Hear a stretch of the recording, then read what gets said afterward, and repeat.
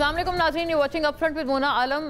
कल से और जो गुज़िश्ता दिनों से जो मामला चल रहे हैं, अब दोनों इतराफ़ जो हैं उसके ऊपर अपना अपना जो अदालती रुख करते हुए नज़र आ रहे हैं और बाकायदा तौर पर दोनों इतराफ़ अदालत जो है अदालत का दरवाज़ा खटखटा चुके हैं। I am talking about the election commission of Pakistan, क्योंकि अब बाकायदा ये समझ सकते हैं कि एक इदारे की सतह पर पीपल्स पार्टी और PMLN ने तो पहले ही चैलेंज कर दिया था मखसूस नशिस्तों का वर्डिक्ट, लेकिन अब ये इदारे की सतह पर भी एक जो रिव्यू पिटिशन है वो दायर की गई है।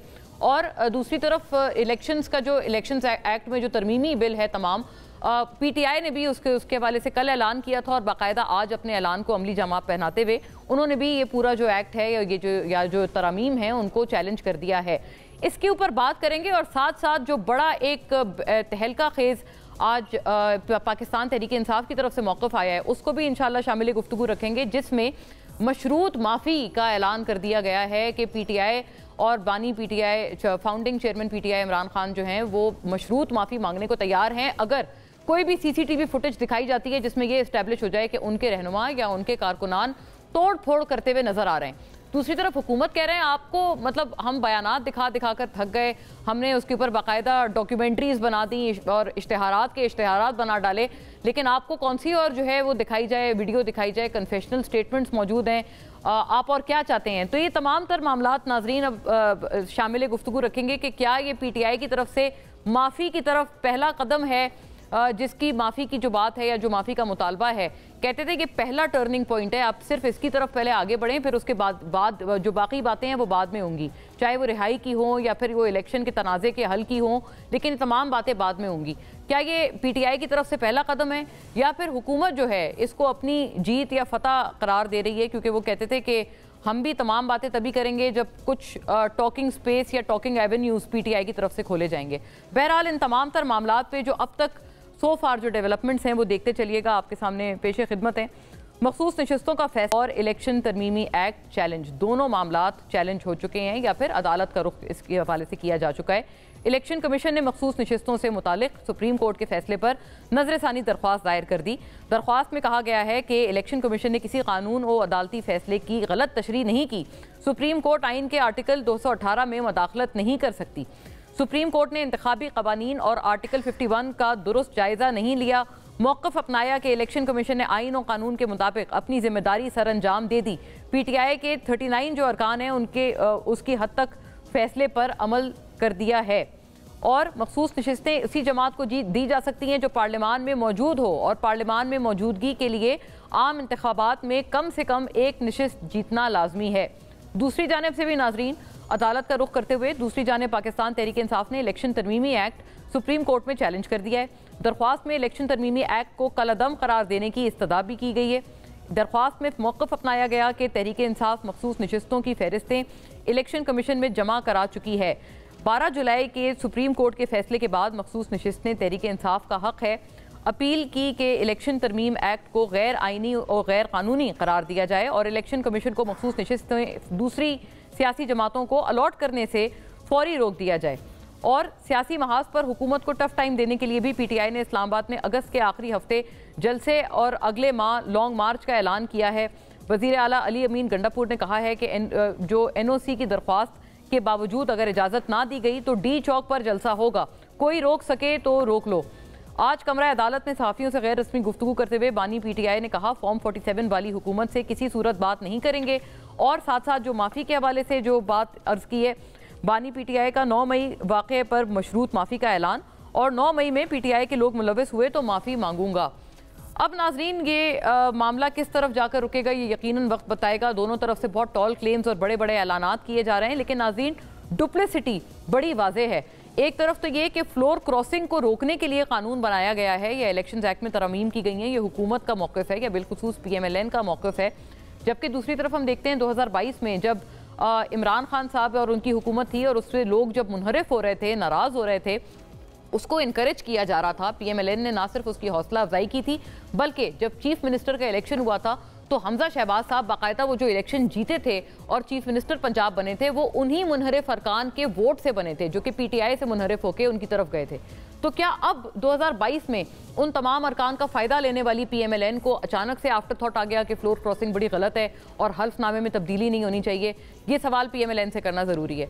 दूसरी तरफ पीटीआई से भी ये सवाल करना जरूरी है कि जब अदालतों ने इंटरवीन किया था और जब बड़े गलत तरीके से उजलत के साथ गैर आईनी तरीके से असेंबलीज को डिसॉल्व कर दिया गया था, वो भी तब जब नो कॉन्फिडेंस मोशन पेश कर दिया गया था, उस वक्त जब अदालतों ने इंटरवीन किया था तो पीटीआई उसके ऊपर बड़ी भारी भरकम तनकीद करती थी और कहते थे क्या हुआ कि अदालतों को 12 बजे खुलने की याद आ गई। अब अदालती इंटरवेंशन पीटीआई को अच्छी भी लगती है और अदालत की इंटरवेंशन मजीद भी पीटीआई मांगती है। तो क्या ये भी दोनों इतराफ की डुप्लिसिटी नहीं? After a break on all this.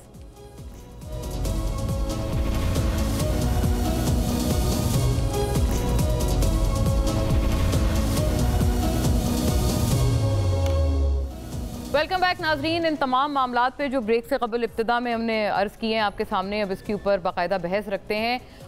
एक मशरूत माफ़ी का जो ऐलान है बहुत ज़ाहिर है बड़ी बात है। फॉर जस्ट क्विक रीकैप, और अब बाकायदा तौर पर मखसूस नशिस्तों के हवाले से जो कानून साजी की गई है उसको अब चैलेंज या अदालत का जो दरवाज़ा है वो दोबारा खटखटा लिया गया है।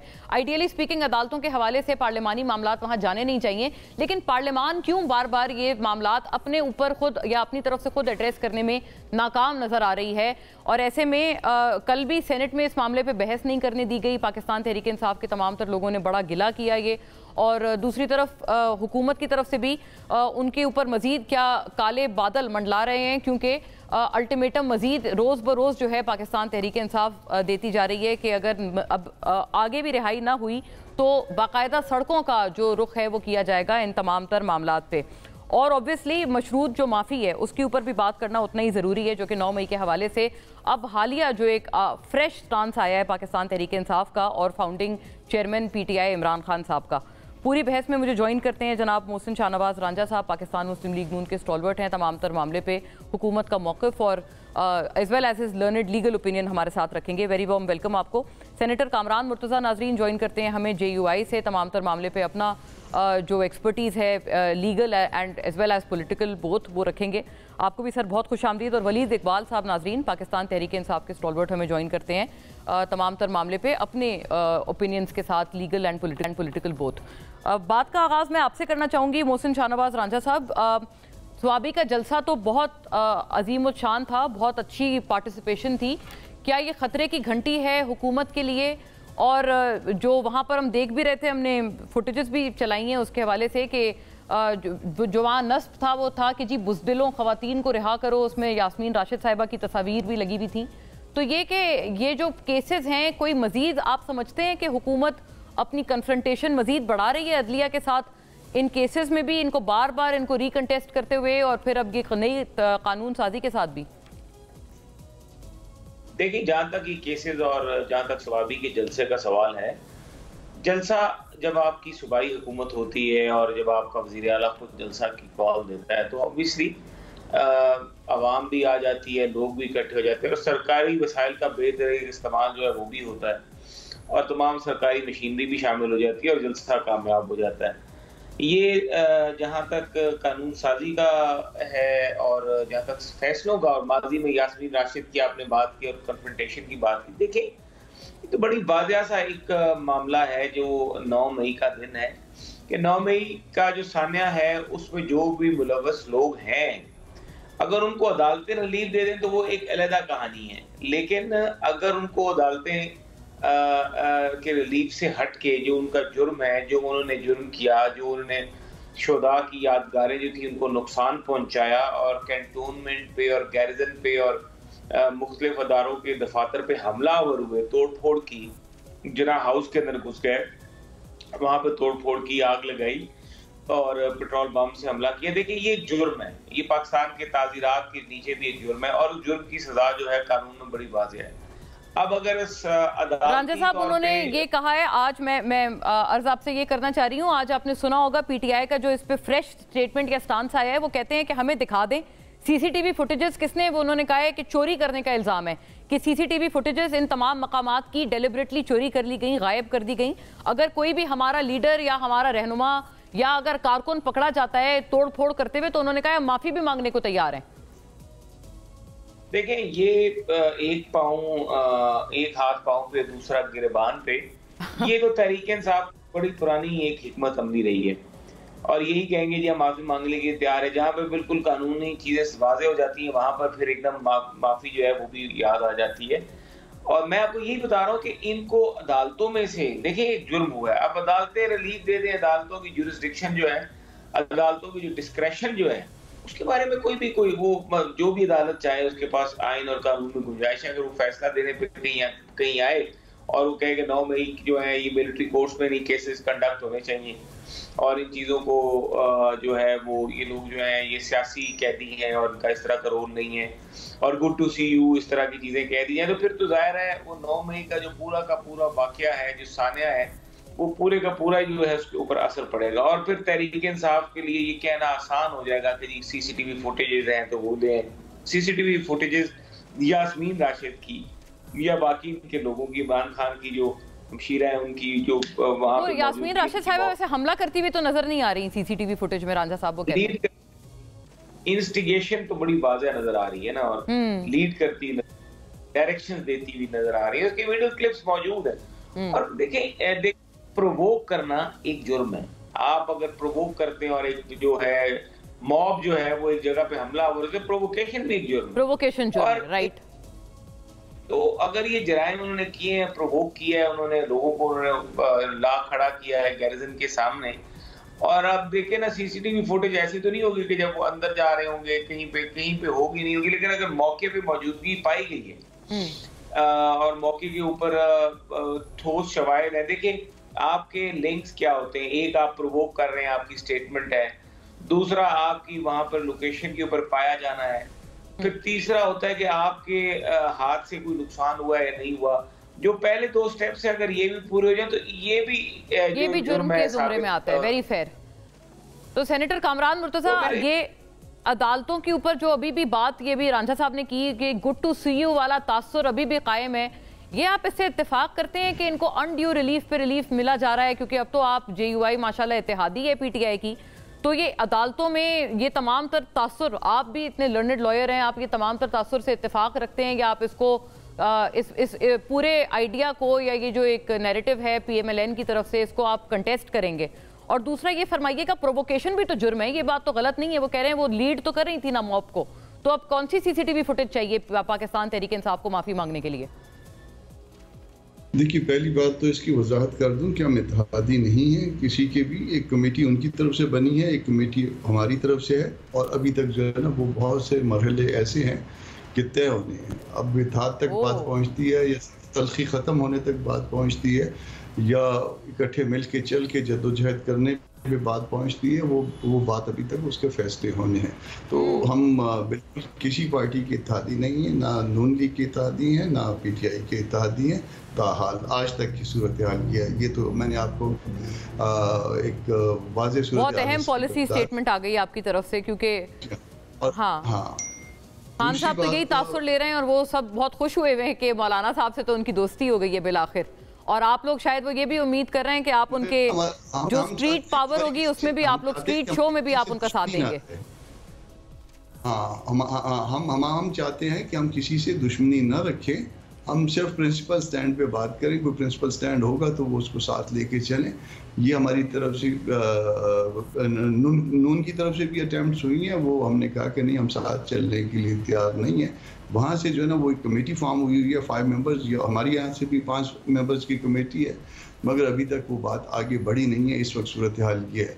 अब रह गया 9 मई का वाक़या। 9 मई को जो है ना, 9 मई इस साल का 9 मई तो नहीं था, ये शायद पिछले साल का 9 मई था। और जिस खातून का नाम लिया जा रहा है वो खातून भी हैं और साथ उम्र भी उनकी जो है ना आपसे भी ज़्यादा है, राजा साहब से भी ज़्यादा है, बल्कि शायद मुझसे भी ज़्यादा है। तो एक तो उनको उम्र की, वो कैंसर पेशेंट भी हैं, कैंसर सर्वाइवर हैं, बीमार भी हैं। फिर एक तो उम्र के हिसाब से, एक बीमारी के हिसाब से, एक खातून के हिसाब से, ठीक है ना जी। तो उनके साथ जो कुछ किया जा रहा है वो दुरुस्त नहीं है। रांझा साहब भी वकील है, मैं भी वकील हूँ और हम जानते हैं ये बात कि खातून का जो है ना वो उसके हम ये कह सकते हैं कि मर्दों के साथ डिस्क्रिमिनेशन होती है, मगर खातून के साथ स्पेशल ट्रीटमेंट है। यकीन कानून ने उसको हक दिया हुआ है। फिर उनकी एज के हवाले से भी मामला है, फिर उनकी बीमारी के हवाले से भी मामला है, फिर 1 साल से ज़्यादा अरसा हो गया। और जिस तरह से फ़र्ज़ कर लीजिए इंस्टिगेशन है भी है, फ़र्ज़ करते हैं 1 मिनट के लिए, तो फिर तो अगर 9 मई का इतना अहम वाक़या अगर आप इसको 1 साल तक जो है ना कंक्लूड नहीं कर सकते हैं ऐसे केस को, ईदर कन्विक्शन और एक्विटल, तो मेरा ख्याल है कि ये फिर तो हमारे प्रोसिक्यूशन की बिल्कुल नाकामी, अदालतों की नाकामी नहीं कहूँगा। बहुत अहम नुक्ता है आपका ये है कि ये अगर इतना क्लियर कट एविडेंस है और ओपन एंड शट केस है तो फिर कंक्लूड क्यों नहीं कर पाए? हाँ, तो उसको कंक्लूड कर देना चाहिए था, मगर उस खातून के साथ ज्यादती हो रही है और ये ऐसा नहीं होना चाहिए। तो ये अच्छा, दूसरी तरफ सेनेटर साहब एक ये भी तासुर है, मैं जैसे रांझा साहब की जमात बाय एंड लार्ज ये कहते हुए नजर आ रहे हैं कि इसलिए कंक्लूड नहीं हो पा रहा क्योंकि अदालतों का बड़ा एक रियायती सा उनके साथ रवैया है, बहुत नरम गोशा पाया जाता है। आज आपने सुना है अता तारड़ साहब भी जो प्रेस टॉक उन्होंने की है, हमारे नाजरीन भी अगर उनको भी हम सुना दें, उन्होंने क्या कहा है, क्योंकि फ्रिज मांगा है खान साहब ने और उनके वकील ने कहा है कि उनको फ्रिज दिया जाए। उसके ऊपर काफ़ी एक तंजिया अंदाज में जो है हुकूमत ने अपना जो एक रिबटल है वो दिया है। शहनशाह अली का ये फरमान है, मेरे सेल के अंदर मुझे जाती फ्रिज मुहैया किया जाए। वर्जिश वाली साइकिल मौजूद है, फ्रिज आ गया है। मैं जेल वालों को कहूंगा एक फिजिबिलिटी बनाए, छोटा स्विमिंग पूल बना दें, स्विमिंग पूल के साथ छोटा क्लब भी बना दें, वहीं पे स्विमिंग पूल के साथ ही छोटा बार बना हो तो वो भी मामला वहां पे पूरे हो जाएंगे। जी कामरान साहब, आपने सुना, आप भी मुस्कुरा रहे हैं। वो कहते हैं स्विमिंग पूल भी दे दें, क्लब भी वहीं खोल दें। मुझे तो बार वाले मामले में कि छोटा सा बार बना दें, इसमें दिलचस्पी फील हो रही है। जी और वो comments reserved on this one. आजम तारण नहीं है, ये अता तारण साहब है। उनके मुंह से अगर ये इस तरह की बात आ रही है, बात ये कि ये इस हवाले से ना खान जो है ना वो पास्ट रिकॉर्ड अच्छा है, ना किसी और हुकूमत का रिकॉर्ड अच्छा है। खान साहब भी कहते थे ना वो जाके कि मैं जाके एसी निकलवाऊंगा और ये करूंगा वो करूंगा। हाँ। और अब ये तारड़ साहब भी कहते हैं, तो ये वक्त बदलते हुए ना ये देर नहीं लगती है, ये रिमोट कंट्रोल है। ये रिमोट पे किसी की गलती से भी उंगली लग गई तो मामला जो है ना वो चैनल चेंज हो जाता है। हाँ, बड़ी अहम बात आपने की है। लेकिन आपको ये एक्सक्लूसिव जो रियायती रवैया है, क्योंकि वलीद इकबाल साहब भी हैं, रांझा साहब भी इस पर मुस्कुरा रहे हैं। वेरी वार्म वेलकम आपको सेनेटर वलीद इकबाल। मैं आपकी तरफ आती हूँ। कामरान साहब अपना ये नुक्ता नज़र मुकम्मल कर लें। आप अग्री करते हैं कि इनके साथ रियायत बरती जा रही है, जैसे भी मोहसिन साहब ने कहा कि गुड टू सी यू वाला रवैया है, अभी भी आपको लगता है वही रवैया है जिसकी वजह से वो कहते हैं हम ये केसेस क्लोज नहीं कर पा रहे? देखिए, मैं इस बात पे बिलीव नहीं करता हूँ। मैं इस बात पे भी बिलीव नहीं करता कि किसी मखसूस जज के पास जो ना केस लगे और उसके पास केस चलाया जाए। मैं रोज़ केस चलाता हूँ और रोज़ कई केस भी चलाता हूँ। मैं इस बात पे बिलीव नहीं करता और ना मैं इस बात पे बिलीव करता हूँ कि इस तरह का इल्ज़ाम लगाया जाए, वो अल्लाह को जवाब दें और उसके बाद अपने ज़मीर को। तो जो हमारे यहाँ ईस्ट में जो ना एक प्रॉब्लम है, जो चीज़ हमारे हक में होती है उस दिन जो है ना वो शख्स जो है वो बहुत अच्छा होता है, और वही शख्स अगर कोई चीज़ खिलाफ कर दे उस दिन वो शख्स बहुत बुरा हो जाता है। ये फैसले जो है वो अगर अपने आप को अल्लाह को हाजिर नाजिर जान के समझें और ये समझें कि अल्लाह के बाद मैंने जवाब देना, तो मेरा ख्याल कोई इशू नहीं है। मगर मैं इस बात पे कि कोई ये फैसला, हालांकि फैसले से इख्तलाफ कर रहा हूँ, ये जो फैसला है ये मखसूस नशिस्तों के फैसले से आप इख्तिलाफ कर रहे हैं? मैं इख्तिलाफ करता हूँ। अच्छा, हालांकि तो पार्टी ने इसमें कहा कि नहीं आप इसको रिव्यू फाइल ना करें, मगर मैं इख्तिलाफ करता हूँ कि वो स्ट्रिक्टली जो है ना वो मैं उसको नहीं समझता कि जो दुरुस्त है। तो मेरा इख्तिलाफ है, अगर मैं ये नहीं कहता या नहीं कह सकता कि ये जो है ना उनको कोई स्पेशल रिलीफ मिलती है, कि अपनी गलतियां भी इनके सामने आती हैं। This is quite a statement from you sir. Kamran साहब, आप कह रहे हैं कि ऑल्दो जेयूआई ने खैर सगाली के तहत रिजर्व सीट का जो वर्डिक्ट है पीटीआई के हक में वो माना है, लेकिन आप कहते हैं वो फैसला ठीक नहीं है सुप्रीम कोर्ट का। वलीद इकबाल साहब, आपने सुना वो फैसला ठीक नहीं है। इवन कल जो इनकी अमेंडमेंट आई है वो भी हमने अपोज की है, वो भी आपने अपोज की है। दोनों चीजें ठीक नहीं है। जी वलीद इकबाल साहब, अगर वो फैसला मेरे नजर में दुरुस्त नहीं है। वेरी फेयर जी, आप इस पे कमेंट जरूर कीजिएगा। वो कहते हैं ना फैसला सही था जो आपको रिजर्व सीट्स वाला फैसला पीटीआई के हक में आया है। कामरान मुर्तजा साहब का ये मौक़िफ़ है। और मोहसिन रांझा साहब ये कह रहे हैं कि आप लोग अभी अब कह रहे हैं गैर मशरूत, आप माफ़ी मांगेंगे, मशरूत माफ़ी। अगर सीसीटीवी फुटेजेस में कोई रजिस्टर हो जाए कि पीटीआई के कारकुन ने तोड़ फोड़ की है, लेकिन राजा साहब कह रहे हैं कि यास्मीन राशिद साहिबा का जैसे जिक्र आया, वो कहते हैं कि वो बड़ी फेयर नजर आ रही हैं, कि वो इंस्टिगेट कर रही हैं, प्रोवोक कर रही हैं, प्रोवोकेशन भी क्राइम है और मॉब को वो लेके जा रही हैं। तो इस बड़ी क्लियर कट बातें हैं इसमें। अब आपको कौन सी सीसीटीवी फुटेज दरकार है इसके लिए? अच्छा, आपने दो बातें की हैं जी, मैं दोनों का जवाब दे देता हूँ जी। पहली बात तो ये है कि जो मखसूस नशिस्तों वाला फ़ैसला है, मैं पहले दिन से ही इस बात का, जब से इलेक्शन कमीशन ने इस मामले को टेकअप किया था और इलेक्शन कमीशन ने उसमें 1 या 2 दिन का इल्तवा डाला था और फिर सारी की सारी सियासी जमातें पीटीआई के अलावा उस पर पिल पड़ी थी, जिस तरह के ये माले गनीमत होता है। यानी कि जी आपने 100 नंबर का पर्चा है ना, इम्तिहान होता है अगर मैथमेटिक्स का है, जिसमें आप परफेक्ट स्कोर भी ले सकते हैं। तो 100 नंबर का पर्चा है, आपने उसमें से 7 सवाल किए हैं और 7 के 7 ठीक किए हैं, 70 नंबर आपको मिल गए। आपने 30 सवालों का पर्चा अटेम्प्ट ही नहीं किया। आप कह रहे हैं कि नहीं जी, वो जो 30 सवाल मैंने अटेम्प्ट ही नहीं किए, मुझे 70 नंबर मिल गए हैं, मैंने वो जो दूसरी पार्टी को 20 नंबर मिलने थे वो भी मुझे दिया जाए। ये उसके मुतरादिफ था। ये पॉलिटिकल पार्टीज इसके अंदर, ये मिली भगत इलेक्शन कमीशन और पॉलिटिकल पार्टीज़ की थी कि वो उसके अंदर आके दाखिल हो गए और पार्टीज़ बन गई और अपने दलाइल पेश करने लग पड़े।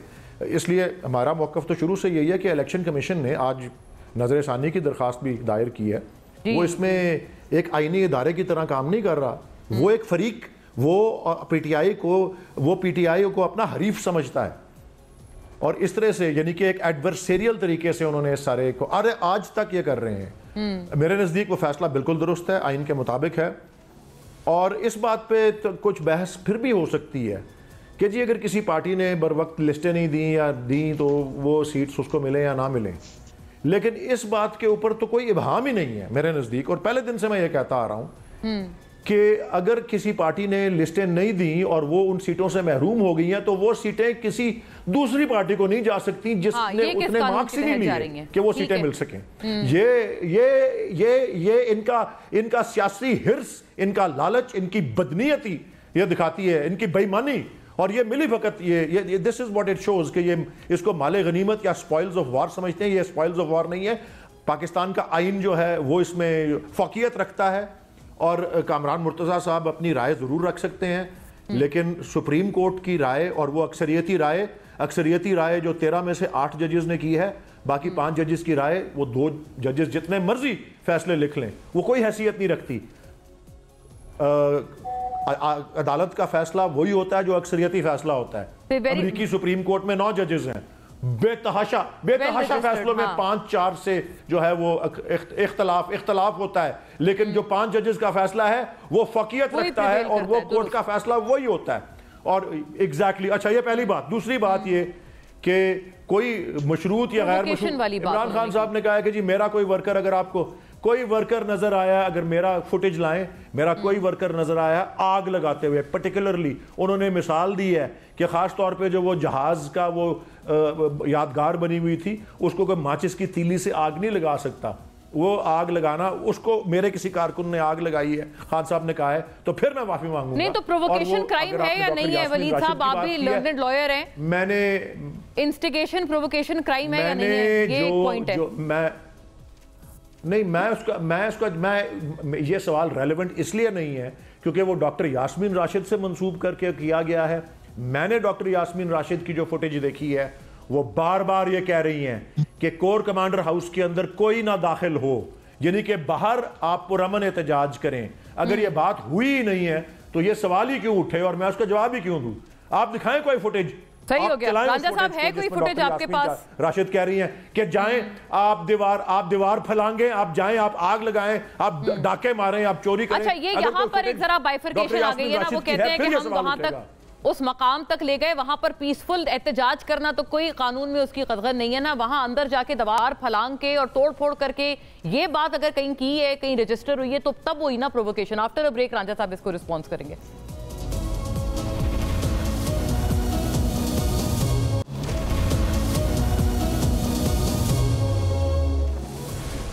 वेलकम बैक नाजरीन। जी मोहसिन रांझा साहब, कहाँ पर ये लिखा है इस पर जो ब्रेक से कबल मैंने आपसे सवाल किया है उसका जवाब अगर आप फरमा दें। और दूसरा ये कि ये मिली भगत है इलेक्शन कमीशन की, ये तो जाहिर हो गया ना कि अगर वो बाकायदा चैलेंज कर रहे हैं और मतलब रिव्यू दायर कर रहे हैं सुप्रीम कोर्ट में इस फैसले के खिलाफ, माले गनीमत की तरह इन सीटों के ऊपर गोया झपटा गया है दीगर जमातों की तरफ से, विच इंक्लूड योर्स। देखें, जहाँ तक दो चीजें हैं।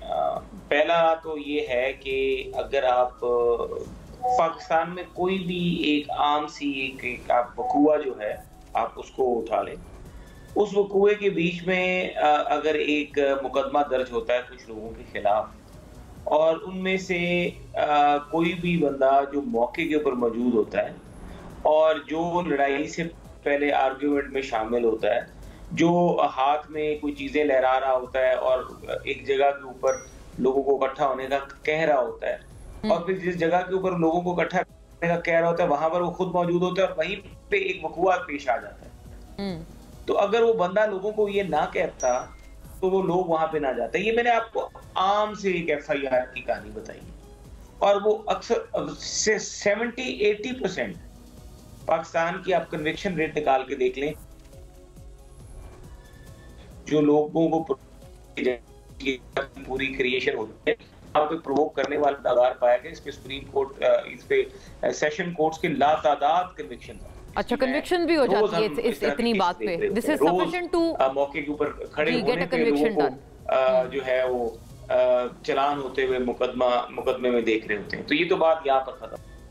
ये मेरा मौकफ है, इनका मौकफ कुछ और है। अदालतों में अगर गुड टू सी यू वाला वाकया पेश नहीं आता तो फिर उम्मीद है कि वहां पर इंसाफ का बोलबाला होगा।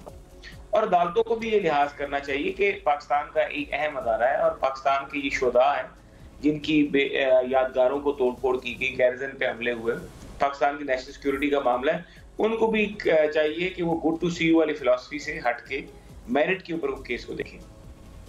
दूसरी बात ये कि जहां तक इस चीज का सवाल उठता है कि जो मखसूस नशिस्तों के हवाले से अर्ज था कि आप लोग भी तो एक माइनॉरिटी जजमेंट, 2 जजेस के इख्तिलाफी नोट के ऊपर आप तमाम अपना केस बिल्ड कर रहे हैं, जबकि वो तो इख्तिलाफी नोट माइनॉरिटी का है ना, मेजॉरिटी डिसीजन ऑब्वियसली प्रिवेल होता है। ये तो किसी आम सिटीजन को, आम शहरी को भी पाकिस्तान की बात पता है। माइनॉरिटी का जो है पॉइंट ऑफ व्यू, माइनॉरिटी का पॉइंट ऑफ व्यू जो है उसके साथ अगर एग्री कर रहे हैं या उसको पेश कर रहे हैं तो उसमें कोई ऐसी गलत बात नहीं है कि जो ना की जाए।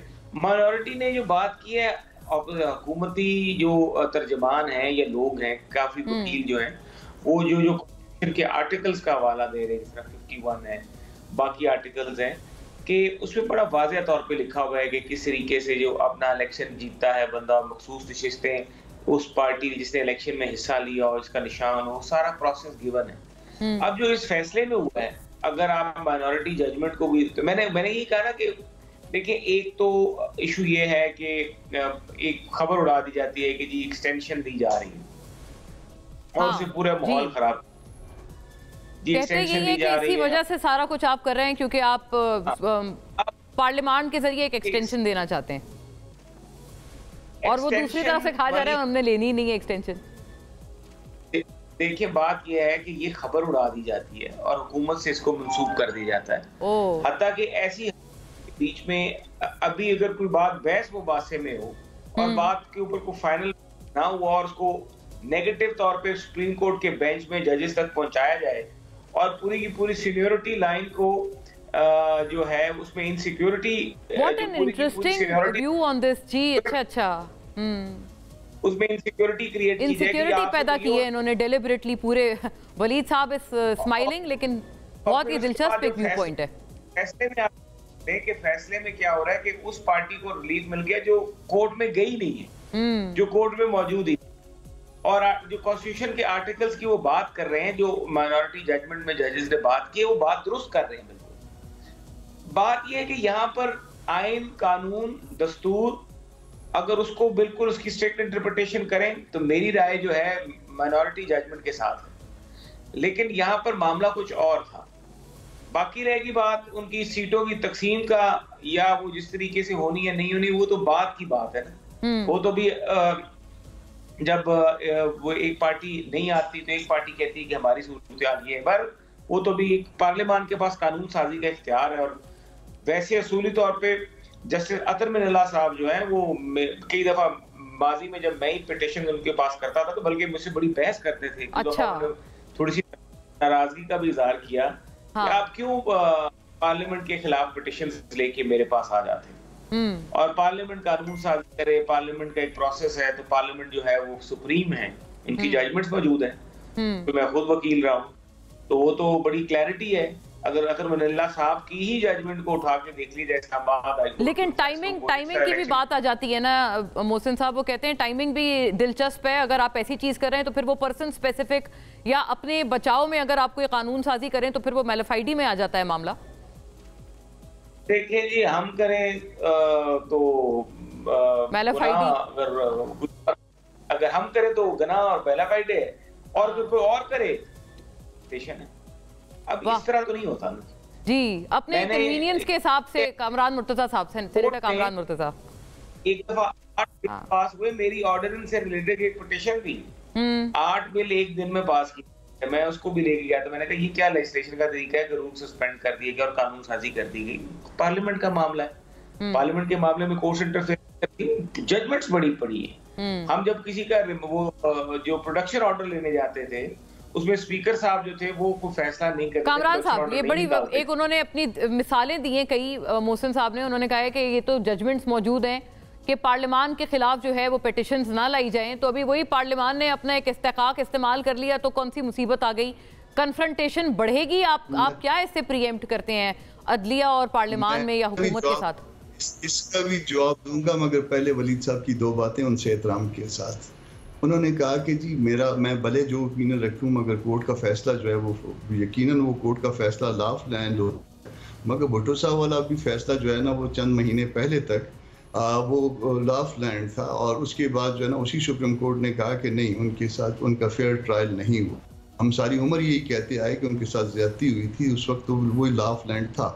इसी तरह से जो ये फैसला है जिसमें जो गलतियां हैं मैं नहीं कहता कि उनको जो ना वोट इनका हक बनता था या नहीं बनता था, मैं कोई ऐसे सब्सटेंशियल जस्टिस की बात नहीं कर रहा, मैं लीगल जस्टिस की बात कर रहा हूँ। कानून पे जो केस करता है जस्टिस, उसमें कोई फर्ज करिए कि मैं आके जो ना मुझे कोई पार्टी की तरफ से कहें कि जी आपने ये 10 जगहों पे जो ना पेपर फाइल करवाने और मैं पेपर फाइल ना करवाऊं, और उसके बाद जो ना वो कहा जाए कि जी नहीं, हम तो ये 10 जगहों पे जो ना हमने सीटें जीत जानी थी और इसलिए जो है ना वो ये 10 सीटें जो है ना वो हमें मिल जानी चाहिए, तो भाई मैंने तो पेपर फाइल नहीं किए। तो इसी तरह से ये जो लिस्टें थी फाइल करने के लिए, उसकी कट ऑफ डेट थी, भले उसका जो भी माजी हो, मैं उस माजी पे नहीं जा रहा, मगर टेक्निकली स्पीकिंग कि वो कट ऑफ डेट थी और उस कट ऑफ डेट में वो लिस्टें फाइल नहीं हुई थी, और जब लिस्टें फाइल नहीं हुई थी फिर उसके बाद फिर ये डिजर्व नहीं करते पीटीआई, वो वेरी फेयर आपने कहा कि इनके नहीं है, इनके हक की ये मखसूस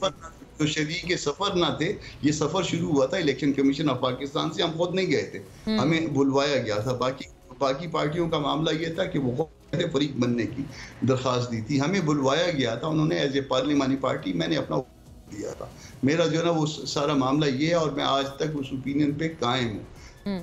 के सफर ना थे इलेक्शन कमीशन से लेके पेशावर हाई कोर्ट तक, उसके बाद एक अपना लाहौर हाई कोर्ट में भी एक सिमिलर पिटीशन फाइल हुई थी, और इवन सुप्रीम कोर्ट तक, मगर मंजिल उन्हें मिली वो मैं अपना रिजर्व रखता हूँ। आज जो रह गई थी रांझा साहब ने जो कही कि आप इस पे राय दे दीजिए, वो जरा एक दफा रिपीट कर दीजिए, मैं उस पर राय दे देता हूँ। ये बात उन्होंने की कि ये अदालत जो है अदालती उनको खुद वो अपना बता रहे हैं कि वो जब पिटिशनर थे तो उनको कई दफा कहा जाता था, अतर मिनल्ला साहब की उन्होंने मिसाल दी कि वो कहते थे कि पार्लियामान के खिलाफ पिटिशन ना लाएं, तो अभी भी तो पार्लियामान ने सर अपना इस्तेकाक इस्तेमाल किया, ये अर्थ था।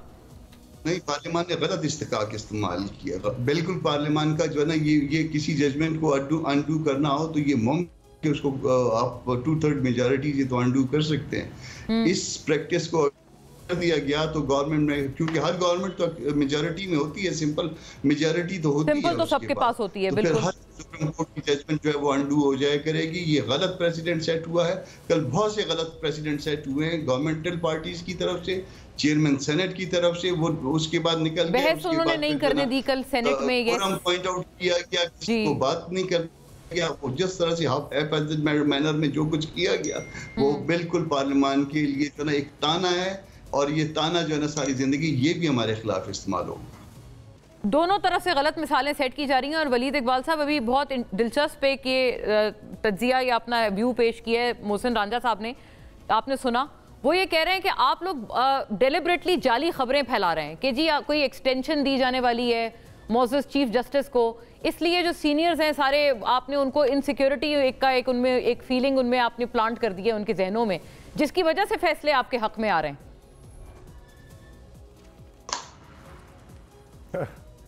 आप अपने नाजरीन को कहिएगा कि मैं हंसा जब आपने ये कहा। मैं पहले एक बात कर लूँ, क्योंकि ये बात हुई है कि पार्लियामान सुप्रीम है। ये एक ब्लैंक चेक नहीं होता। पार्लियामान सुप्रीम एक महदूद हद तक है। सुप्रीम हमारा आइन है, जिसे कहते हैं आइन, दी सुप्रेमेसी ऑफ द कॉन्स्टिट्यूशन, या उर्दू में उसे कहेंगे आइन की बालादस्ती। जी। तो पार्लियामान भी अगर अगर पार्लियामान कोई कानून जो है उसके मंजूर कर भी ले, लेकिन वो आइन के अगर से मुतसादिम हो, तो वो जो है पार्लियामान की सुप्रेमेसी के चक्कर में वो उसकी तायीद नहीं होगी, वो मनसूख हो जाएगा, उसको स्ट्राइक डाउन कर दिया जाएगा। मिसाल देता हूं मैं आपको, क्योंकि मिसालें बहुत दी जा रही हैं। पार्लियामान कल एक कानून बना ले, सेनेट में भी मंजूर कर ले, कौमी असेंबली में भी मंजूर कर ले, और बैद नहीं है कि वो कर भी लें, जिस तरह की चीज़ें कर रहे हैं आजकल, कि जी हम सारे जो जिनकी रंगत काली है उनको हम 50% टैक्स लगाएंगे, जिनकी रंगत गोरी है उनको 30% टैक्स लगाएंगे। ये कानून मंजूर कर लें। अब पार्लियामान सुप्रीम है, अगर यही कहना है कि पार्लियामान सुप्रीम है, तो ये कानून जो कि काले में और गोरे में तमीज़ करता है टैक्स के एतबार से, पाकिस्तान का आइन कहता है कि तमाम शहरी बराबर हैं, हमारा आर्टिकल 24 है या 23 है, कि आप किसी के खिलाफ इम्तियाज़ नहीं कर सकते, डिस्क्रिमिनेट नहीं कर सकते। ये जो कानून मंजूर हुआ है ये आइन से मुतसादिम है, ये 5 मिनट के अंदर जो है ये मनसूख हो जाएगा। मैं ये कह रहा हूं कि आइन की फौकियत इस तरह से होती है। लेकिन और अगर आप 2/3 मेजॉरिटी से भी कोई तरमीम कर लें, आपसे अर्ज ये है कि अगर आप मैं इसलिए तो कह रहा हूं, अगर आप माइनॉरिटी जजेस का इख्तिलाफी, ये कानून जो मंजूर हुआ है, माइनॉरिटी जजेस ने सर ये कहा है, ये अर्ज है, बेग योर पार्डन, मैं आपसे यही सवाल कर रही हूँ कि वो कहते हैं माइनॉरिटी जजेस का इख्तिलाफी नोट, वो ये बात करते हैं कि अगर आइन से तसादुम में कोई भी फैसला हो तो इदारे उनको मानने के पाबंद नहीं है।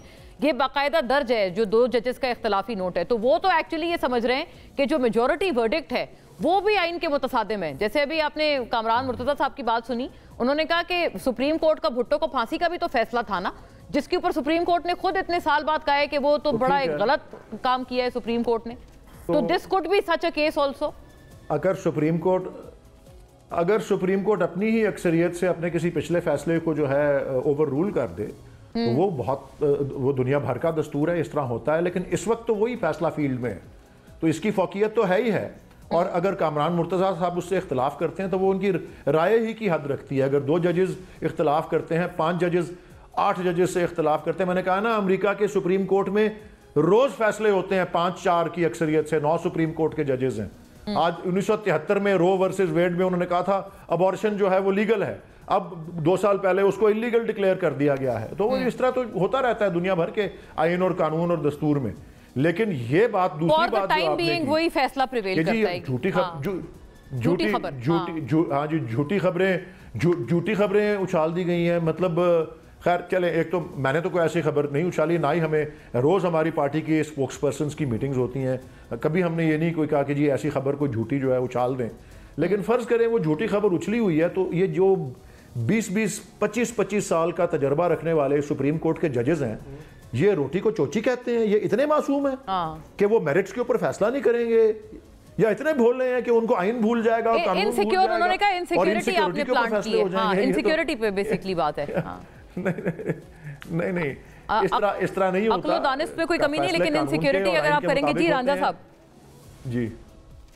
जी फ्लोर क्रॉसिंग को भी वैसे मुझे याद पड़ता है आप लोगों ने इनकरेज भी तो किया था ना, जब 2022 में ये तमाम तर मामला चल रहा था, नो कॉन्फिडेंस आ रहा था, आपने कहा मुनहरिफ अरकान बहुत अच्छे हैं, वो ज़मीर की आवाज़ सुनते हैं, बल्कि चीफ मिनिस्टर के लिए जो इलेक्शन था जिसमें हमजा शहबाज साहब इलेक्ट हुए थे, जो कि बाद में सुप्रीम कोर्ट ने टर्न डाउन कर दिया था, उसमें तो बाकायदा मुनहरिफ ने जो है वोट्स भी डाले थे। तो back in the day you were encouraging floor crossing sir, अब आप कहते हैं कि आप कानून साजी लेके आए हैं, इसका मकसद इनका रास्ता रोकना नहीं, फ्लोर क्रॉसिंग रोकना है। देखिए, बात जहां तक है वो बुनियादी ये है कि फ्लोर क्रॉसिंग या वो सारी लॉजिक जो है वो तो एक अपनी जगह पर है ना, कि आप एक असेंबली, एक पार्टी से मुंतखब होके आते हैं मखसूस जमात से, और फिर उसके बाद आप कहते हैं कि हमें दूसरी में जाना, वो तो एक बहस अलग है, वो चलो ठीक है, वो हमने अपने कानून साजी में प्रीएम्बल में ये बात की हुई है। लेकिन सबसे बड़ी बात जो है यहाँ पर जो आज हो रही है वो ये है कि कानून साजी पार्लियामेंट का इख्तियार है आइन के नीचे, आइन ही सुप्रीम है ना। अगर आइन ने कानून साजी का इख्तियार दिया हो सुप्रीम कोर्ट ऑफ पाकिस्तान को तो फिर वाकई ये बिल्कुल ठीक होगा। आइन ने दस्तूर साजी का इख्तियार दिया हो सुप्रीम कोर्ट ऑफ पाकिस्तान को रीराइट करने का कॉन्स्टिट्यूशन का तो फिर बिल्कुल ठीक है। अगर आइन ने ये दोनों इख्तियार पार्लियामान को दिए हुए कानून साजी करने के, पार्लियामान कोई भी कानून साजी करता है तो आइन की लेटर और स्पिरिट, आइन की स्पिरिट के मुताबिक करता है, तो ये तो बहस ही नहीं बनती कि आप कानून साजी जो कर रहे हैं वो आइन बालादस्त है। आइन के अंदर अगर कानून साजी पार्लियामेंट ने करनी है और वो कानून साजी कर रहा है तो उसके ऊपर आप कोई मानियत नहीं कर सकते, कोई पाबंदी नहीं लगा सकते। नहीं, अभी कामरान साहब ने कहा ना सर कि अभी कल को कुछ भी हो जाएगा, हर फैसले को इस तरह से आप लोग टर्न डाउन कर देंगे, सुप्रीम कोर्ट जो फैसला देगा उसके अगर बिल्कुल बरक्स आप कानून साजी कर देंगे तो फिर कोर्ट्स की अदालतों की क्या वक़्त रह जाएगी मुल्क में? देखें, हमें सबसे जरूरी बात यह है कि जो हमें ना पाकिस्तान के बारे में सोचना चाहिए। हमें, मैं समझता हूँ अपने इक़्तिदार के हवाले से, चाहे मुस्लिम लीग नून है या PTI है या सुन्नी इत्तेहाद है या JUI है, इनको अपने ज़ाती मुफादात, इसी तरीके से अदारे भी हो गए, सुप्रीम कोर्ट भी होगी, बाकी अदारे भी हो गए, इनको ये देखना चाहिए कि इस वक्त जो पाकिस्तान की फ़ज़ा है उसके बीच में ऐसे एडवेंचर जो हैं, क्या पाकिस्तान मुतमिल हो सकता है? कौन एडवेंचर्स कर रहे हैं?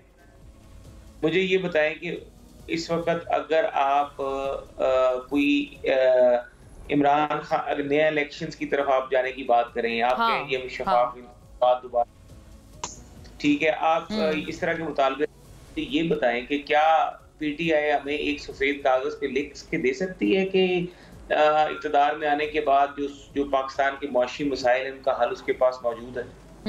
हमने PTI की कारकर्दगी देखी नहीं, हम भूल गए कि 3 फाइनेंस मिनिस्टर चेंज करने वाली जमात जो है एक 4 साल के 3 साल के अरसे में। वैसे कामरान साहब, मैं आपसे ये बात पूछना बड़ा लाजिम है, जो अभी रांझा साहब ने पॉइंट रेज किया है कि ये क्या गारंटी है कि अगला इलेक्शन जो होगा इसी साल में आप भी तो कह रहे हैं ना कि मौलाना साहब जैसे कह रहे थे कि आप उनको कह रहे हैं कि असेंबलियों से इस्तीफा दे दो, तो ये जो प्रपोज करने वाले होते हैं ना सर, ये होती JUI है।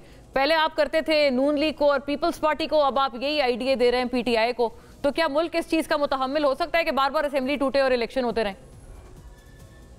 वाली गलती तो हम तस्लीम कर चुके हैं कि जो हम उनके साथ चले वो तो हम उनके साथ, वो हम अपने अगर स्टैंड पे रहते, अगर हम अपनी जगह पे रहते तो शायद हम ज्यादा बेनिफिशियल होते। अच्छा, हमने जो हम तो वो अपनी गलती तस्लीम कर चुके हैं, इसीलिए तो हम जो है ना अकेले ज्यादा कन्वीनियंट फील कर रहे हैं।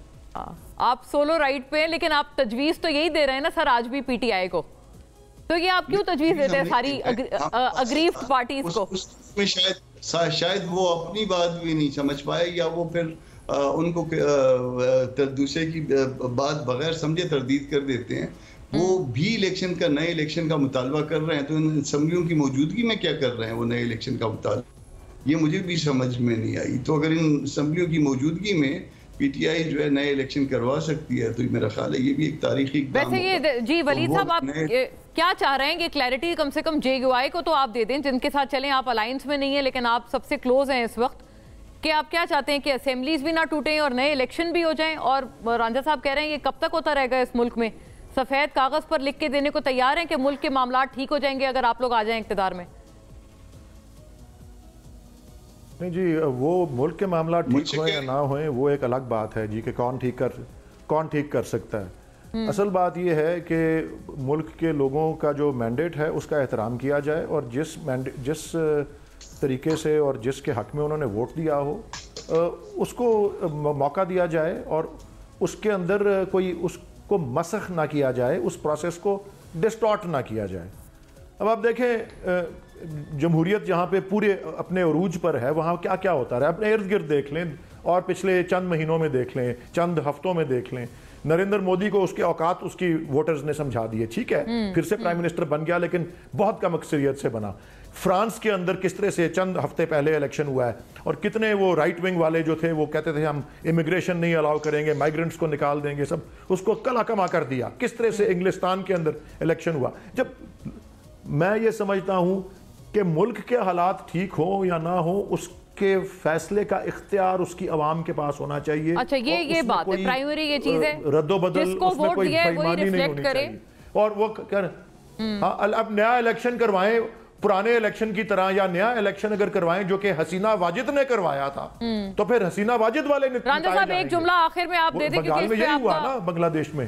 आपका रिस्पॉन्स आना जरा दिलचस्प होगा कि आप अपने इतराफ देखें कि क्या चल रहा है दीगर ममालिक में, कहीं इस तरह के जो है सरकमस्टांसेस आपको भी ना भुगतने पड़ जाएं।